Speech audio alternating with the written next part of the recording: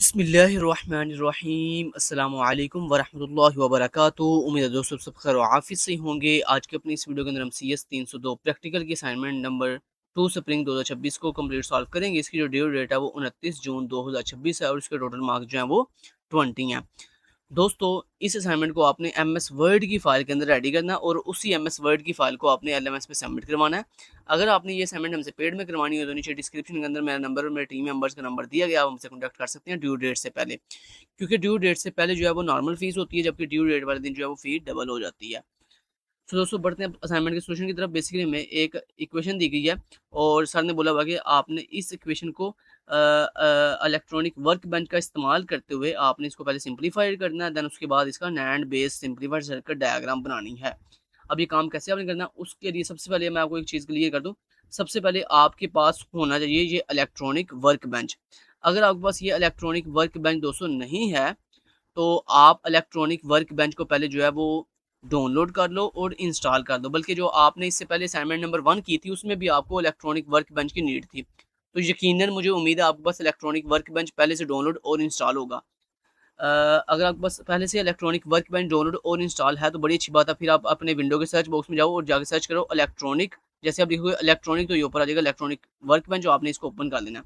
अगर बिलफर्ज आपके पास electronic work bench नहीं है तो दोस्तों मैं आपको इसी वीडियो के नीचे डिस्क्रिप्शन के अंदर अपनी असाइनमेंट नंबर जो 1 है उसकी वीडियो का लिंक प्रोवाइड कर दूंगा नीचे। आप मेरी असाइनमेंट नंबर 1 की जो वीडियो है उसको वॉच शुरू से करके इलेक्ट्रॉनिक वर्क बेंच को मैंने डाउनलोड करना और इंस्टॉल करना उसमें सिखाया हुआ है। आप मेरी उस वीडियो से जो है वो इलेक्ट्रॉनिक वर्क बेंच को दोबारा से डाउनलोड और इंस्टॉल कर सकते हैं। सो मैं उम्मीद करता हूँ कि यहाँ तक आपको समझ आ गई होगी कि आपके पास इस असाइनमेंट को करने के लिए सबसे पहले इलेक्ट्रॉनिक वर्क बेंच की जो है वो ज़रूरत है। इसके अलावा दोस्तों दोस्तों दूसरे नंबर पे आपको अपना सॉल्यूशन रेडी करने के लिए MS वर्ड की ज़रूरत है। अगर तो आपके सिस्टम के अंदर आप जाके सर्च करो वर्ड, ठीक है? अगर तो आपके पास MS वर्ड मौजूद है तो फिर तो बड़ी अच्छी बात है। अगर नहीं है तो MS वर्ड का एक अल्टरनेट है ओनली ऑफिस। ये ओनली ऑफिस को अपने सिस्टम में डाउनलोड कर लो और इंस्टॉल कर लो। इसमें आपको वर्ड, एक्सेल, पावर पॉइंट हर चीज़ जो है वो फ्री में मिल जाती है। अब ये ओनली ऑफिस को कैसे आपने प्रॉपर डाउनलोड और इंस्टॉल करना है, इसकी वीडियो का लिंक भी नीचे वीडियो के डिस्क्रिप्शन में आपको प्रोवाइड कर देता हूँ। आप मेरी वो वीडियो वॉच करके ओनली ऑफिस को जो है डाउनलोड और इंस्टॉल कर सकते हैं। तो दोस्तों बढ़ते हैं अब असाइनमेंट के सॉल्यूशन की तरफ। सबसे पहले आपने क्या करना है, इलेक्ट्रॉनिक जैसे मैंने आपको बताया सबसे पहले आपने इलेक्ट्रॉनिक वर्क बेंच को मेरी अगर तो डाउनलोड और इंस्टॉल पहले से किया हुआ है तो फिर तो अच्छी बात है, नहीं किया हुआ तो मेरी नीचे वीडियो के डिस्क्रिप्शन में जाकर असाइनमेंट 1 की वीडियो का स्टार्ट जो पोर्शन है उसको देखकर इसको डाउनलोड और इंस्टॉल कर लें। जब आप इसको इंस्टॉल कर लोगे तो उसके बाद आपने ये जो विंडो का सर्च बॉक्स है यहाँ पे सर्च करना है इलेक्ट्रॉनिक। तो जैसे आप लिखोगे इलेक्ट्रॉनिक तो ये इलेक्ट्रॉनिक वर्क बन जाएगा, आपने इस पर क्लिक करके इसको ओपन कर लेना। जब आप इसको ओपन करोगे ना तो ये ना आपको स्टार्टिंग में एक छोटा-सा ना यहाँ पे एक एरर आएगा, मतलब एक बॉक्स आएगा, वहाँ पे लिखा होगा ओके, आपने ओके करना है। तो इस तरह आपके सामने ये इलेक्ट्रॉनिक वर्क बेंच जो है वो ओपन हो जाएगा। अब दोस्तों नेक्स्ट आपने क्या करना है, नेक्स्ट आपने ये करना है, ये आपको ऊपर सबसे आखिर में ये एक ऑप्शन दिखाई दे रहा है, आपने यहाँ पर ये ऑप्शन है जी इंस्ट्रूमेंट्स का, आपने यहाँ पे इंस्ट्रूमेंट्स पे क्लिक करना है। जैसे आप इंस्ट्रूमेंट्स पे क्लिक करोगे तो यहाँ पर आपको डिफरेंट इंस्ट्रूमेंट जो है वो नज़र आ रहे हैं। यहाँ पे सबसे आखिर पे एक इंस्ट्रूमेंट है जिसको हम कहते हैं लॉजिक कन्वर्टर। आपने इस लॉजिक कन्वर्टर को ऐसे पकड़ना है और ऐसे ड्रैग एंड ड्रॉप कर देना यहाँ पर, ठीक है? तो ठीक हो गया? तो मैंने जैसे बताया आपने इंस्ट्रूमेंट्स पे क्लिक करके ये सबसे आखिर पे जो ये जो लॉजिक कन्वर्टर था इसको ऐसे ड्रैग एंड ड्रॉप करके यहाँ रख देना। अगर ये इस तरह से इश्यू करे तो आपने क्या करना है, मैंने आपको बताया था ना पिछली वीडियो में भी ये बात बताई थी। आप ना ये इलेक्ट्रॉनिक वर्क बेंच ना ये इसमें इस तरह के ना इश्यूज़ आते रहते हैं हमारे छोटे-मोटे। तो आपने क्या करना है, इसको एक दफ़ा ऐसे मिनिमाइज़ करके दोबारा ओपन करोगे ना तो ये बिल्कुल ठीक हो जाएगा, ठीक है? और ये जब ठीक हो जाएगा ना तो आप थोड़ा-सा ये देखो ये जो साइड पे स्क्रॉल बार है इसको थोड़ा-सा ऊपर नीचे करो, इसको थोड़ा-सा ऐसे ऊपर नीचे करोगे ना तो वो आपका देखो वो ल लॉजिक इन्वर्टर जो है शो होना शुरू हो गया। अब इसको आप क्रॉस कर दो इंस्ट्रूमेंट्स वाले ऑप्शन को। इतनी बात समझ आ गई? अब दोस्तों आपको ये जो एरो बना दिखाई दे रहा है ना लॉजिक कन्वर्टर के ऊपर, ये जो एरो आ रहा है डबल साइड वाला एरो, आप इसके ऊपर ऐसे डबल क्लिक करोगे ना तो ऑटोमेटिक आपका जो लॉजिक कन्वर्टर है वो क्या हो जाएगा, ओपन हो जाएगा। अब ये लॉजिक कन्वर्टर ओपन तो हो गया है फुली, लेकिन ये शो नहीं हो रहा। शो करने का वही सेम तरीका, एक दफ़ा इसको मिनिमाइज़ करो, दोबारा ओपन करो और ये देखो, और उसके बाद सिंपली स्क्रॉल बार को थोड़ा-सा ऊपर से नीचे की तरफ करो तो ये सेट हो जाएगा। ये देखो लॉजिक कन्वर्टर हमें शो होना शुरू हो चुका है। अब दोस्तों आपने क्या करना है, सबसे पहले आपने यहाँ पे लिखनी है अपनी पूरी की पूरी इक्वेशन। इक्वेशन कहाँ से आएगी वो मैं आपको बता देता हूँ। आपके पास ये ट्रू, मैंने चूँकि ये पहले भी असाइनमेंट बनाई है इसलिए मुझे यहाँ पे ये ट्रू टेबल दिखा रहा है। आपको ये बिल्कुल एम्प्टी दिखा रहा होगा और यहाँ पे कोई भी इक्वेशन नहीं होगी। आपने यहाँ पे इस बॉक्स के अंदर बेसिकली क्या लिखना है, इक्वेशन लिखनी है। कौन सी इक्वेशन? ये वाली इक्वेशन जो सर ने आपको दी हुई है। ये इक्वेशन आपने यहाँ पे सेम डिटो कॉपी लिखनी है, ठीक है। ये कॉपी पेस्ट नहीं करनी है आपने, इक्वेशन डायरेक्ट लिख लेना। तो यहाँ पे सबसे पहले क्या लिखा हुआ जी, ए सी। इसको एक काम करते हैं हम ना, इसको ऐसे साइड बार पे ओपन कर लेते हैं और इसको भी साइड बार पे ऐसे ओपन कर लेते हैं, ठीक है। और इसको थोड़ा सा ऐसे साइड पे कर लेते हैं। ओके जी। नहीं नहीं यार, एक मिनट, इसको ऐसे कर दिया और उसके बाद इसको ऐसे कर दिया हमने, ठीक है। थोड़ा सा साइड पे कर लेते हैं, इसको भी थोड़ा सा ऐसे सेट कर लेते हैं और इसको कर लेते हैं यहाँ पर, ठीक है। अब हमें पूरी इक्वेशन जो है सही से, ये देखो पूरी इक्वेशन सही से दिखाई दे रही है।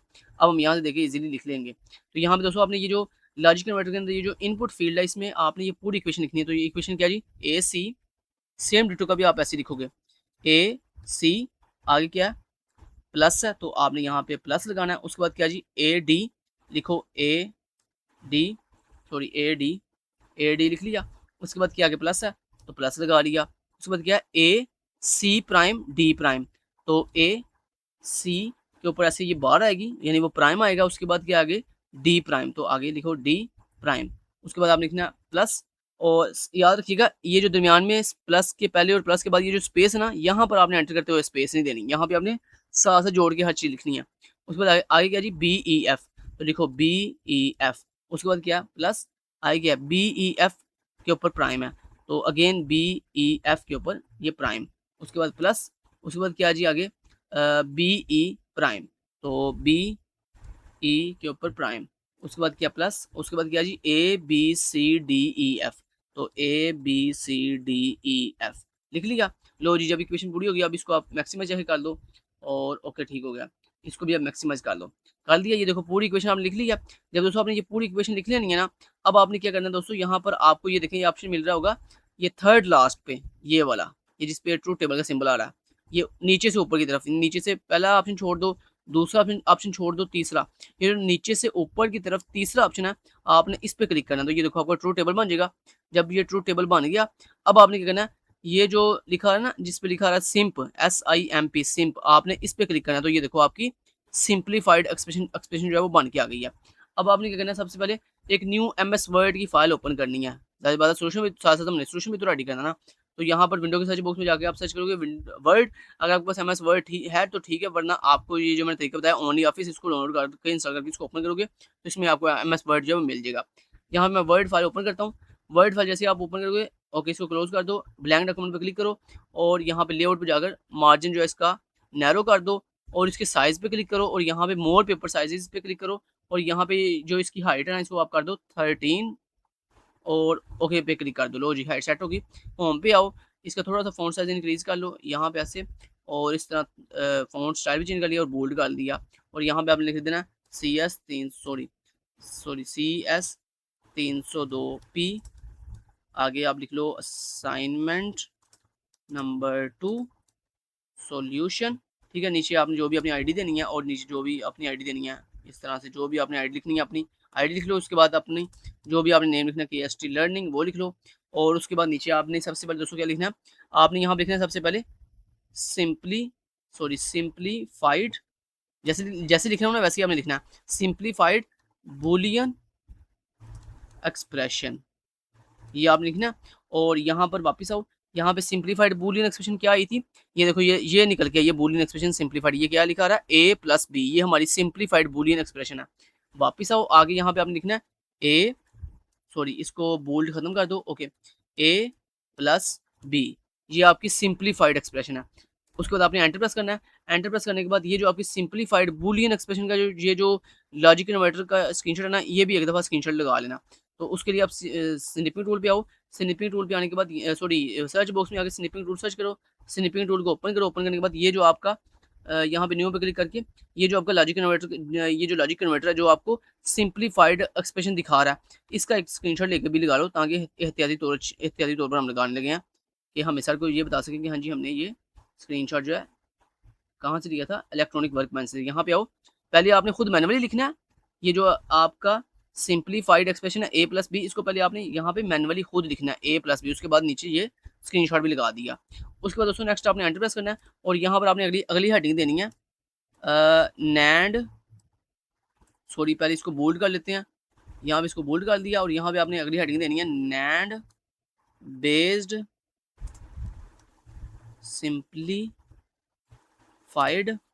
और सिंप्लीफाइड क्या था यहाँ पे, सर ने क्या बोला हुआ था, NAND based simplified circuit diagram. Okay, यहाँ पे आप लिखना NAND based simplified circuit diagram, diagram आगे आप लिखना with logic converter, with logic converter, sorry converter, ठीक है। ये आपने हेडिंग इस तरह से लिखनी है जैसे मैं लिखी है ना, NAND based simplified circuit diagram with logic converter, इस तरह लिखिए, आपने एंटर प्रेस करना है और अब ये बोल्ड खत्म कर दो।